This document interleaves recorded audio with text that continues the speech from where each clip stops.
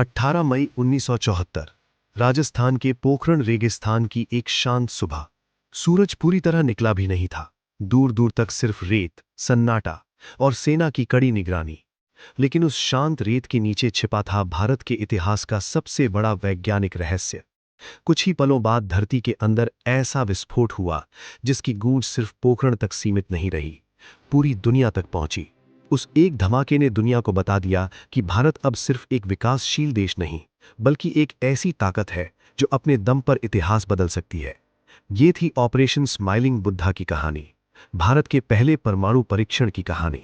इस कहानी की शुरुआत होती है 1960 के दशक से। उस समय दुनिया कोल्ड वॉर के दौर से गुजर रही थी।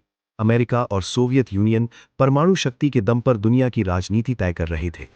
फिर 1962 में भारत चीन युद्ध हुआ। इस युद्ध ने भारत को यह एहसास कराया कि सिर्फ सेना की ताकत काफी नहीं है, रणनीतिक शक्ति भी जरूरी है।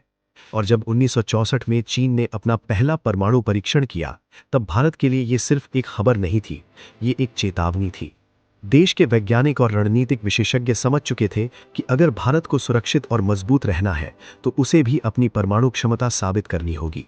इसी सोच के बीच प्रधानमंत्री इंदिरा गांधी ने एक बेहद गुप्त मिशन को मंजूरी दी। इस मिशन को इतनी गोपनीयता में रखा गया कि सरकार के बहुत कम लोगों को इसकी पूरी जानकारी थी। इसका नेतृत्व कर रहे थे भारत के महान परमाणु वैज्ञानिक डॉक्टर राजा रामन्ना। उनके साथ होमी सेथना, पीके अयंगर और भाभा एटॉमिक रिसर्च सेंटर यानी बार्क की चुनिंदा टीम काम कर रही थी। करीब 75 वैज्ञानिक और इंजीनियर इस मिशन से जुड़े थे। हर व्यक्ति को सिर्फ उतनी ही जानकारी दी जाती थी जितनी उसके काम के लिए जरूरी हो। एक छोटी सी गलती, एक छोटी सी जानकारी लीक और पूरी दुनिया का दबाव भारत पर आ सकता था। इसलिए इस मिशन का सबसे बड़ा नियम था चुप्पी, पूरी चुप्पी। अब सवाल था परीक्षण कहाँ किया जाए। जगह चुनी गई पोखरण टेस्ट रेंज, राजस्थान। थार के रेगिस्तान में स्थित ये इलाका बिल्कुल अलग थलग था। सेना का नियंत्रण, दूर तक खाली जमीन और बाहरी लोगों की पहुंच लगभग नामुमकिन। वैज्ञानिकों ने जमीन के नीचे एक गहरा अंडरग्राउंड शाफ्ट तैयार किया। यहीं पर एक प्लूटोनियम आधारित फिशन डिवाइस को बेहद सावधानी से लगाया गया। हर तार, हर सेंसर, हर टाइमिंग को बार बार जांचा गया, क्योंकि ये सिर्फ एक परीक्षण नहीं था, ये भारत की वैज्ञानिक साख का सवाल था। फिर आई वो ऐतिहासिक सुबह, 18 मई 1974, समय सुबह 8:05। सभी लोग अपनी अपनी जगह पर मौजूद थे। वैज्ञानिक, सेना अधिकारी, कमांड टीम, हर किसी की नज़र अंतिम सिग्नल पर थी। काउंटडाउन खत्म हुआ और अगले ही पल धरती के नीचे एक शक्तिशाली विस्फोट हुआ। रेत का गुबार उठा, जमीन हल्की सी कांपी। मशीनों ने तुरंत पुष्टि कर दी, मिशन सफल रहा। भारत दुनिया का छठा देश बन चुका था जिसने सफल परमाणु परीक्षण किया। इस सफलता के तुरंत बाद डॉक्टर राजा रामन्ना ने प्रधानमंत्री इंदिरा गांधी को एक ऐतिहासिक संदेश भेजा।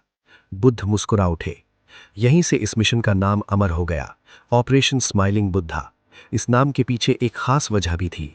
जिस दिन ये परीक्षण हुआ उसी दिन बुद्ध पूर्णिमा थी, इसलिए ये नाम सिर्फ कोड नहीं था, बल्कि इतिहास और प्रतीक का एक अनोखा मेल था। लेकिन असली धमाका सिर्फ पोखरण में नहीं हुआ था, इसकी राजनीतिक गूंज पूरी दुनिया में सुनाई दी। अमेरिका, कनाडा और कई पश्चिमी देश हैरान रह गए।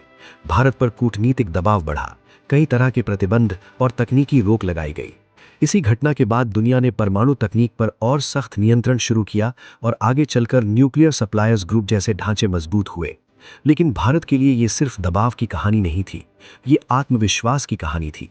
सीमित संसाधनों के बावजूद भारत ने साबित कर दिया कि विज्ञान, योजना और गोपनीयता के दम पर वो दुनिया की बड़ी ताकतों के बराबर खड़ा हो सकता है। सबसे दिलचस्प बात यह थी कि भारत ने इसे आधिकारिक रूप से शांतिपूर्ण परमाणु विस्फोट कहा। मतलब साफ था, ये शक्ति आक्रमण के लिए नहीं, बल्कि रणनीतिक संतुलन और वैज्ञानिक क्षमता दिखाने के लिए है। लेकिन दुनिया समझ चुकी थी कि भारत अब एक गंभीर रणनीतिक शक्ति बन चुका है। सोचिए, रेगिस्तान की रेत के नीचे छिपा एक उपकरण, कुछ वैज्ञानिकों का साहस, एक प्रधानमंत्री का बड़ा फैसला और कुछ सेकंड का विस्फोट। इतना ही काफी था भारत की वैश्विक पहचान बदलने के लिए। ऑपरेशन स्माइलिंग बुद्धा सिर्फ एक परमाणु परीक्षण नहीं था, ये भारत के आत्मविश्वास, विज्ञान और रणनीतिक स्वतंत्रता का जन्म था।